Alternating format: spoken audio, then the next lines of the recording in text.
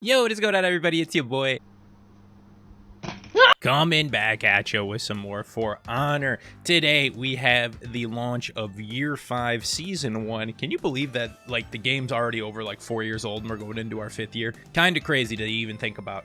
We got the new little artwork up here on here, and what I'm actually going to do today is not actually play the game, is I'm just going to kind of show off all the, like, the new stuff that's getting featured in the season, just in case any of you guys, like, didn't see it or, you know, are curious of what potentially you can see, you know, can't get on the game until, like, the weekend or something, I don't know. But, yeah, so there's a lot of new stuff, including, like, Battle Pass stuff, emotes, executions, all that good stuff, as well as game modes, the event and everything. It's going to be a lot of stuff here. Definitely, like, the beginning of season the best because, you know, you got a bunch of new content. So first off, real quick, what I'm assuming people are probably looking for is the testing grounds, and I'm pretty sure they said on the last Warriors Den that the testing grounds is coming after the event mode, which is the Carousel of Horkos, which will be in 3 weeks. So no chance to really play with those characters yet. So it will be coming, but if you are looking for it and just don't know where it is, well, that's because it's just simply not there. Next up, we've got the Battle Pass. Not only do we have, like, the normal Battle Pass for Year 5 Season 1, but we also have a Battle Pass for the event mode, which is the Horkos Masquerade. Basically, in stuff, what you want to look for in the, I guess, the event one is, I mean, you get some ornaments, and you basically get this effect called Chimera Bestiary. Little, like, symbols of animals go across, and you get the effect for, you know, executions, emote, and idol. That's the main things on there. A couple other, like, steel and outfit stuff on there that you just get for free while playing the game, so that's not bad.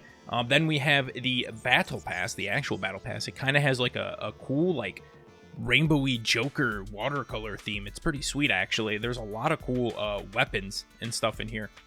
Even in here, you get also the paired emotes that you can do. So if you have friends, which...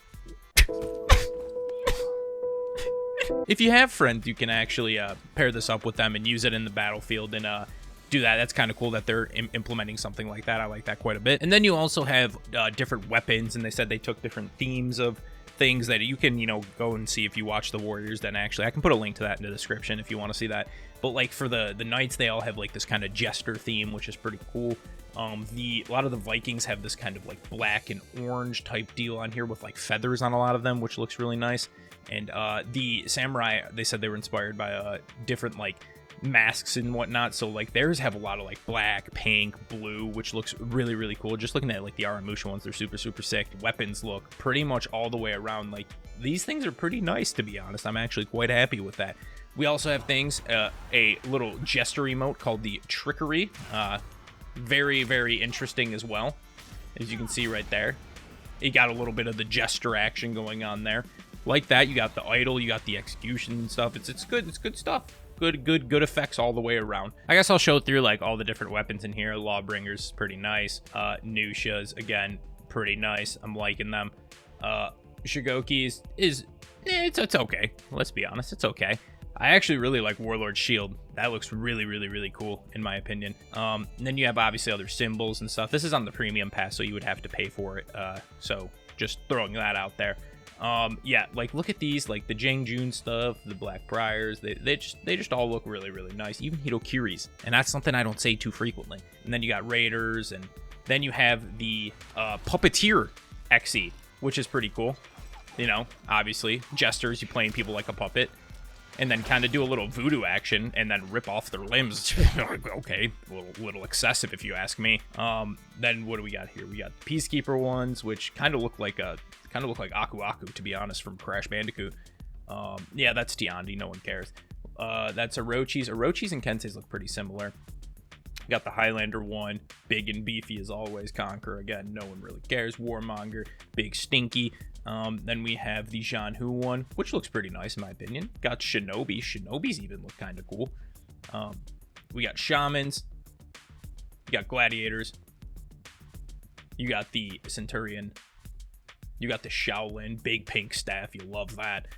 You got the Kensei one, which looks pretty nice. Again, more like Sakura blooms on it.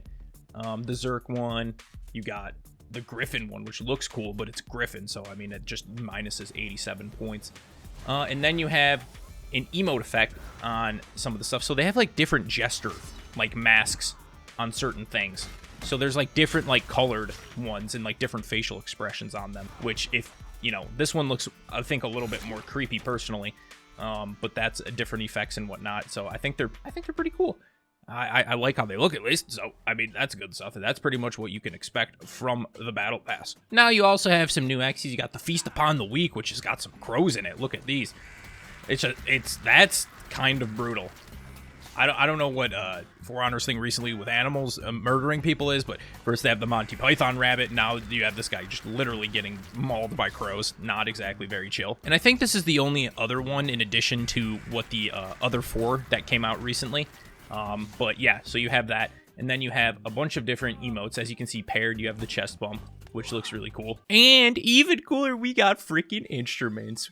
We got bagpipes. I mean, if you don't see fucking every Highlander in the game having these, then I don't really know what to tell you. We have the Chimera music box as well. Not quite as chill, but the band's getting back in action. That's all I can say, guys. It's just simply a matter of fact. So you have the music box. You also have the violin, which doesn't particularly sound like a violin, if I'm going to be real with you. Kind of sounds like maybe it's an electric violin with like an amp. Very interesting. And then this is probably the coolest one, the zither. We are just freaking, look at that, just vibing kind of.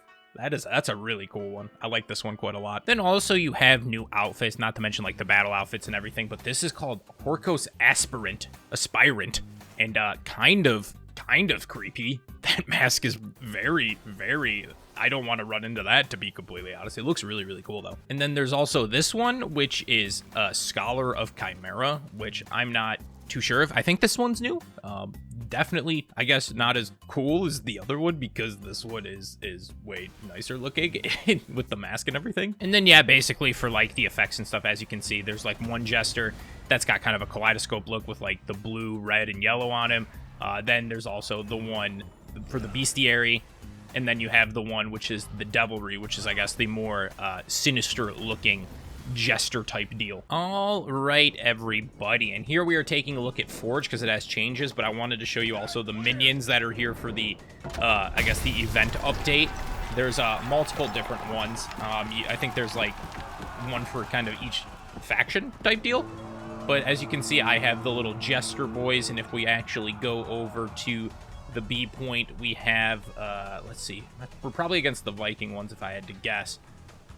Let's take a look at them. Just you and me together. Yeah, we have the Viking ones with the little skulls on them. So they actually look pretty cool. So a lot of stuff has actually gotten changed. There was also a lighting change on Forge. If you notice, it looks a little different. This A point is completely different, if you can see here.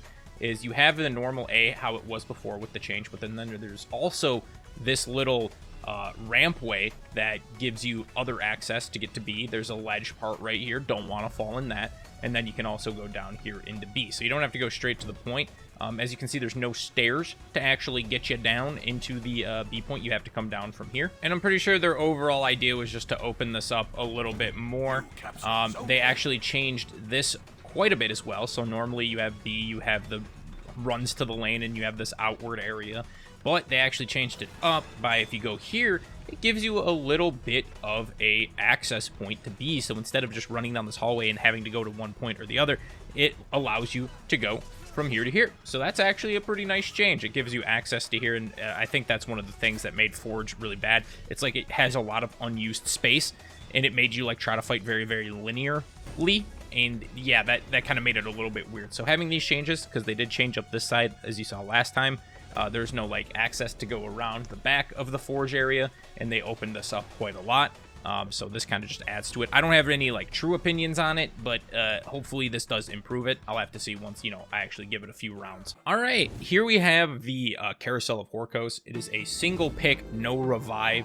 And essentially what you want to do is you kill the Horkos Challenger, and you get a big, massive fire buff for your team. As you can see, he does a lot of fire damage. Clearly can play very well as well. So you go ahead and get kills, and hopefully, it gives you the respawn when you're all dead at the same time. How the other carousels work, then you go and you lose that round.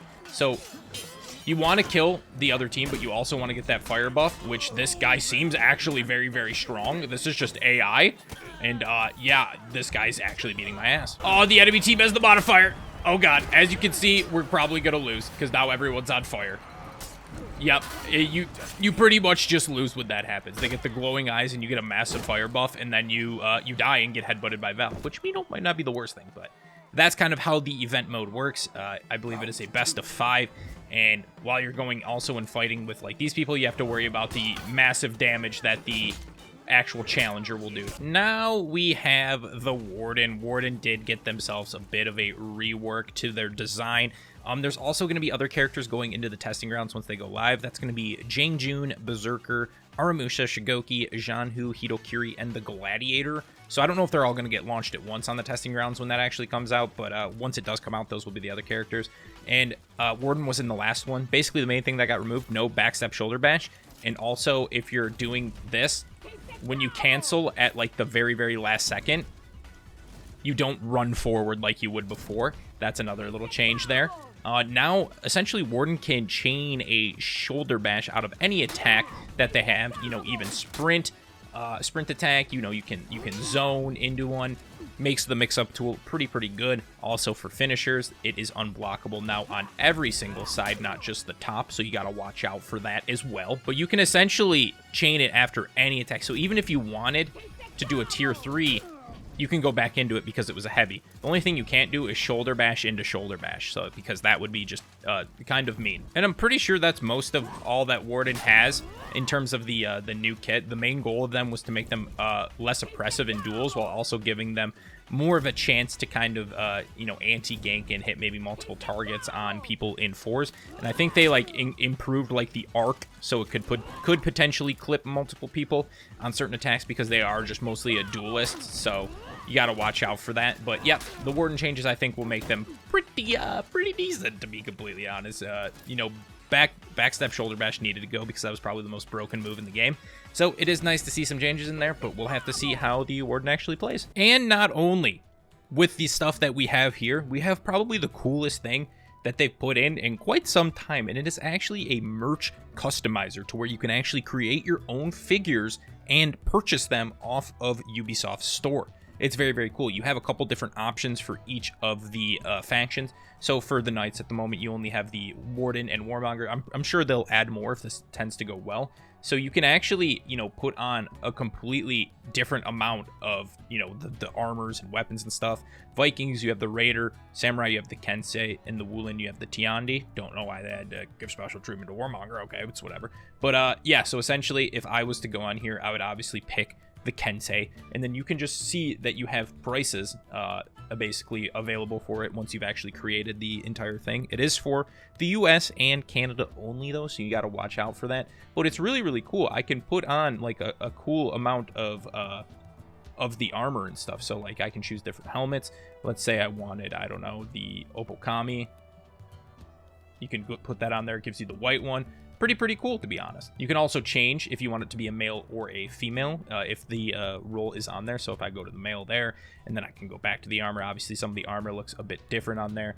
You know, I might get one obviously with split mustache. I mean, the Kabuki Mono that's a clean looking one, and you can just change it up. You can have different poses that you purchase them in. Like this one's got a little like sweeping one on there, and there's different ones for each different character that kind of, you know, represent them as a character. I think it's really cool. You can also change your base. You can do a customizable one. You can have it have text on it. Like there's so much. You can just be like, you can have your things just say, you know, a Lamau.